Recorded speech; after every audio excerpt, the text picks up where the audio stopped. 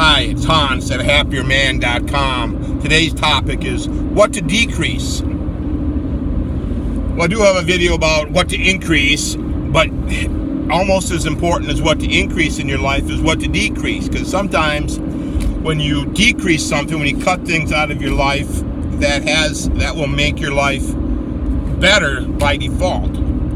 So let's get into a couple of major things to decrease. Probably the biggest one is frustrations. I've had just so many frustrations that I've just been continually cutting out of my life for years, and each time I cut out a frustration, my life just pops up even better than before. This gets into analyzing your life critically and figuring out what you really don't like about it, and then finding a way to cut that frustrating part of what you do out of your life. Usually it amounts to quitting something, or quitting being with some person, or minimizing the time with that person, or quitting some activity, or getting past something that you just don't want to do anymore. For example, paying off a debt. The debts are frustrating. Bills that you're paying off over time. It's so nice when you make that last payment, isn't it? That's a frustration that is nice to eliminate. To have less money to something from the past and more money for the now, to increase what you're doing now. But frustrations, you might have a bad marriage, and divorcing your wife and living a much happier, healthier, abundant life without her will skyrocket your happiness. If you have a bad wife, if you're in a bad marriage, you might want to get my book, Leave Your Wife and Become a Happier Man with a 3-step system, available from my website, happierman.com, because that was the biggest thing I did, the hugest frustration I cut out of my life. And I talk all about it in there, and some of the things that I had to do to get past that.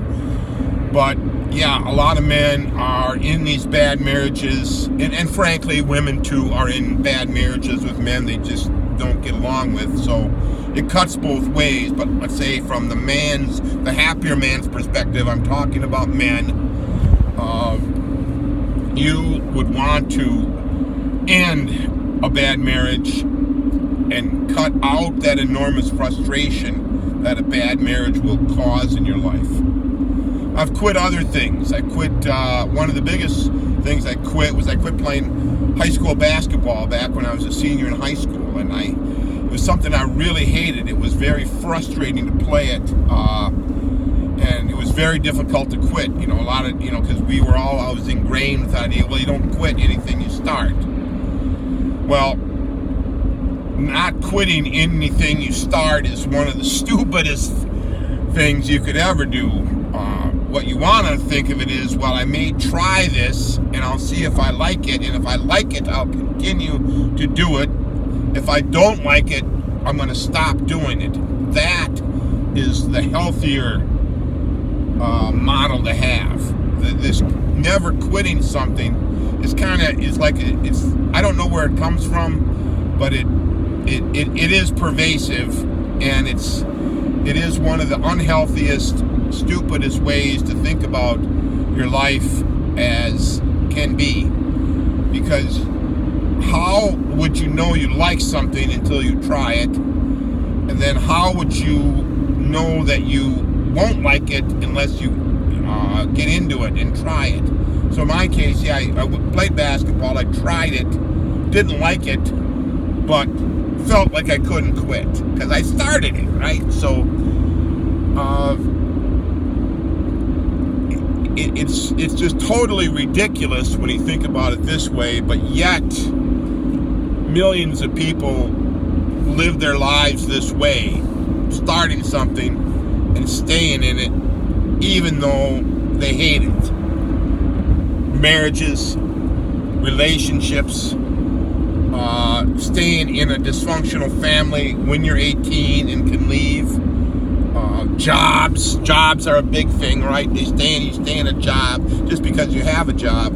You've got to think of a job as a way to make a living till your next job, till the next one comes along that's even better, and you keep making changes till you find what's right for you.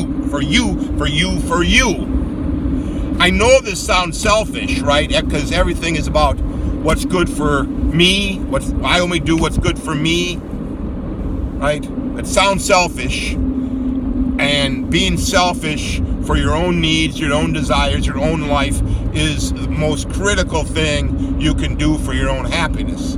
You have to be more selfish. You have to look out for yourself.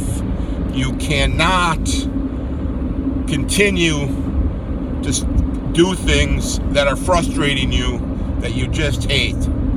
Okay? You have to be willing to cut things out of your life that aren't good for you. You have just as much of a right as somebody else. Everybody else is going to be telling you what you need to do for them.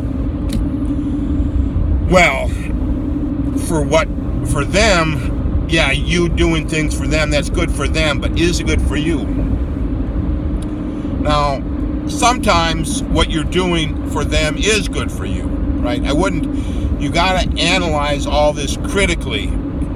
If playing the basketball, if I would have loved it, I would have continued and been good at it. I would have continued it, and it would be good for other people because they'd have this guy who can rely on, he's pretty good at it, and he loves it.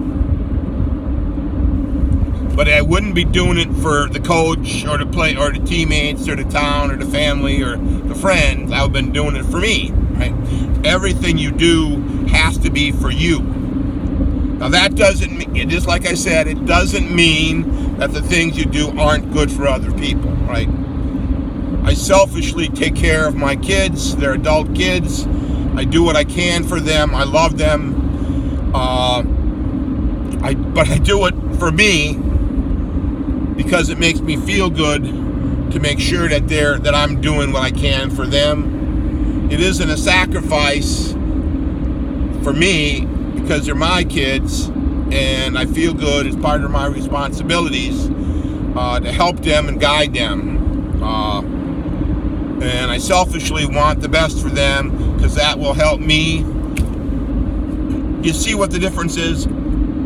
I think everybody gets this idea all wrong. You take care of your wife and your kids because you love them. It's good for you to take care of your family. You take care of your aging parents, your siblings, the people who need help. You take care of them because it's good for you. But there's a point where you can only do so much for other people, and you have to watch out for yourself more. And that's kind of the point, right? I'm hoping you can see the distinction. I don't, when I'm talking on the videos, it may sound like I don't do anything for anybody else, but I'm kind of always am helping, right? I'm doing what I can. When I go to work, I bust my you-know-what at work to watch out for the organization I'm in, my co-workers, my supervisors, the people above me, the people below me.